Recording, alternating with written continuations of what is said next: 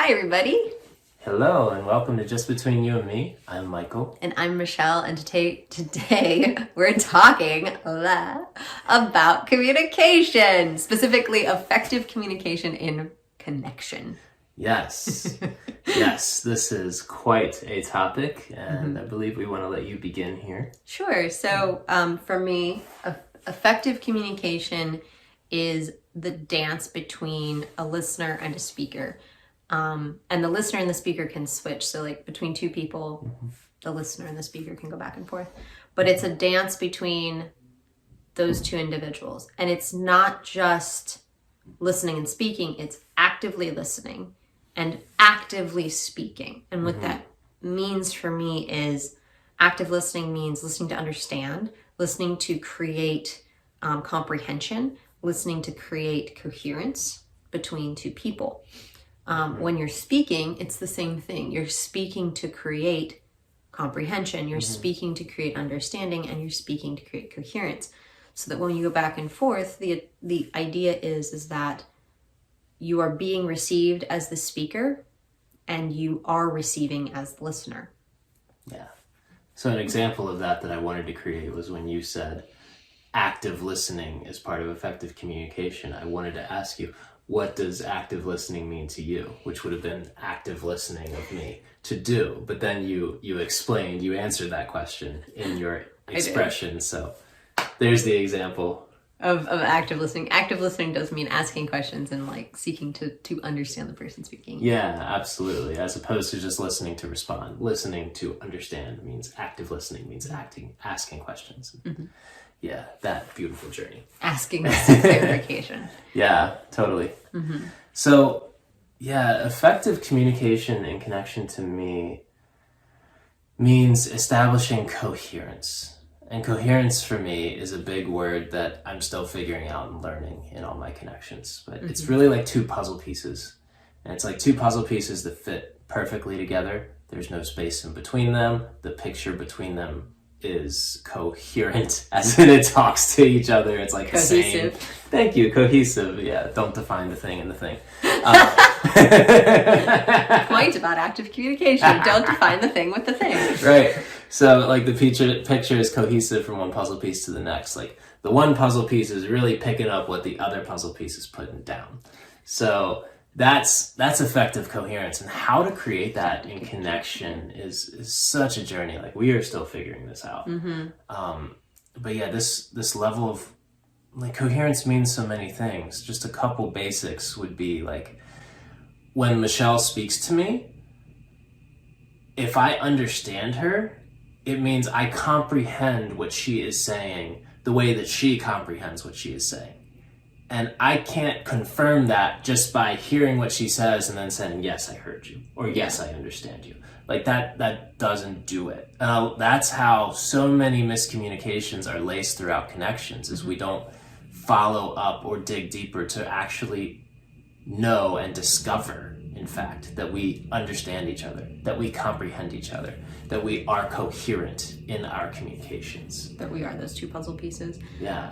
And it can be very interesting because the word that I use may mean something very, very different to the person I'm talking to Michael. Right. And so I might use the word unity. And for me, that means something very specific. Right. And for Michael, that means something very broad. Right. And he doesn't know what I mean when I say that. Sure. And so he might believe that I'm saying one thing, when in reality I'm saying something completely different.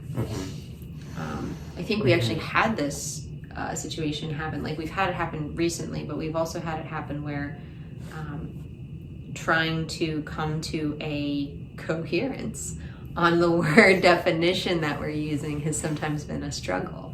Absolutely. And in fact, I think deeper in that, it was more so the idea of knowing that there was room for multiple definitions of a word, but choosing the definition of the word that the person who wanted to be understood was using. And us each knowing that we had aligned to that definition and weren't filtering it in our heads through the other definition. It can get a bit convoluted. Yeah, and to that point you just made, that doesn't mean that the definition that the other person is using isn't valid. That totally is fine. Right. But if I'm using the word unity and it means togetherness for me, and if I'm using the word unity and it means I'm together within myself as opposed to together with other people outside myself. It may sound weird to Michael when I'm talking about unity within my community or unity within my family. If that's a definition. Actively addressed. If that's not actively addressed. And when he hears that, he can say, wait, what are you talking about? This whole self-connection within your family? What do you mean? Because for him, that's what unity means, connection within self. So coming to an understanding of, wait, can you tell me more about what you mean? I don't understand this word you're using, or I don't understand how you're using it. Can also be really supportive to come to coherence. Yeah. And I do understand unity amongst people. That's just an example. Very specific example. Right. And I do want to note here that it can be very convoluted and it can take time and effort and connections to establish coherence. I think the upfront investment is great, but the value is great as well in having that coherence and communication. Yeah.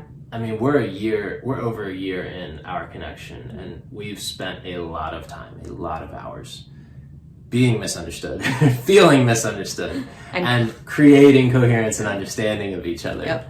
Yeah, and we're definitely into the woods on it, but we're definitely not through to the other side.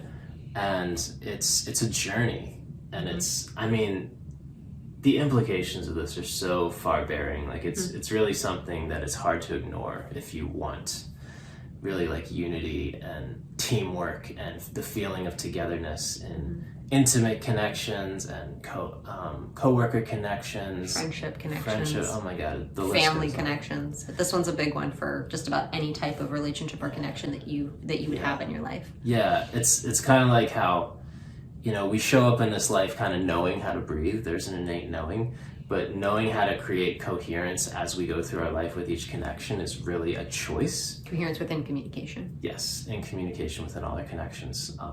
And choosing that and choosing to operate there just as a default is really huge. I think that would benefit so many people to step into that active listening, active receiving roles. And active speaking. Yeah. Understanding that the person in front of you may not know the word you're using, may know the word you're using, but may define it different, and that's important. Yeah, so digging deeper to create coherence and effective communication amongst people is a big one. We're definitely on the journey with it. Yeah. This is another one that we're going to do a deeper dive on our Patreon site, so look forward to that. And for those of you who want more information, it'll be in the description section down below. Yep. Yes, we're gonna get this one day. One day. One day we'll say it right the first time. If you do have any comments you'd like to leave us or any questions, please leave those in the comment section down below. Yes, we'd really love to interact with you and hear what you're picking up, what you value, what you want to know more about. We'd love to interact with you guys. And for anybody who wants to contact us, you can contact us on any of our social medias or email in the description section down below. Yep. Yeah. I think that covers it. So thank you all very much for joining us today on Just Between You and Me. I'm Michael. And I'm Michelle. We'll see you next time. Mwah.